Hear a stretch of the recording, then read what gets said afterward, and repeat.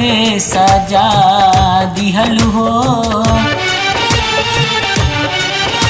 माई हमरा के काहे सजा दिहलु हो।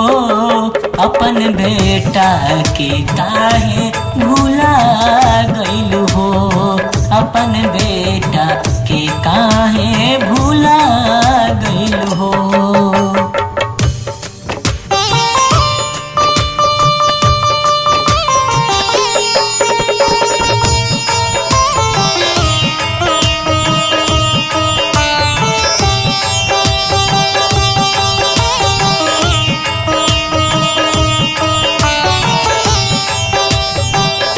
अखिया के पुतरी में हमके बसा के काहे जात बारू माई हमके भुला के।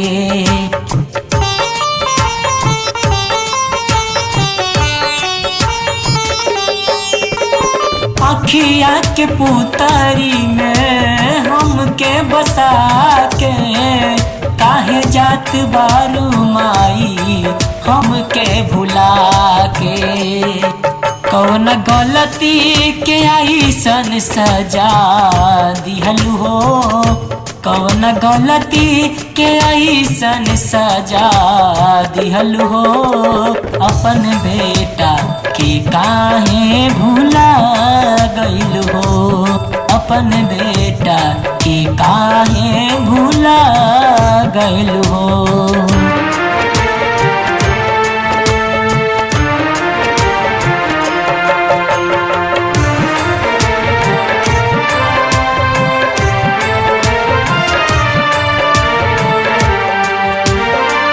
सबका के तू सपना देखा के चल गइलू माई तू रिसिया के।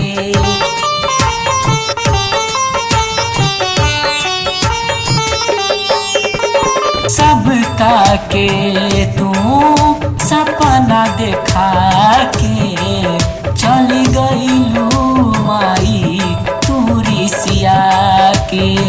कैसे मूर्ति उठाई रुआ दिहलु हो। कैसे मूर्ति उठाई रुआ दिहलु हो। अपन बेटा के काहे भुला दिहलु हो।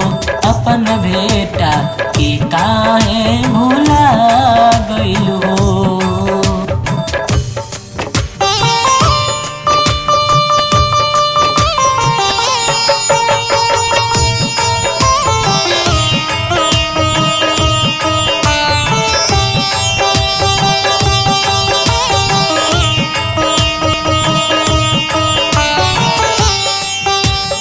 अखिया में आंसू भरल पंचम प्रेम के ते बिसराई माई बोला न तोह के।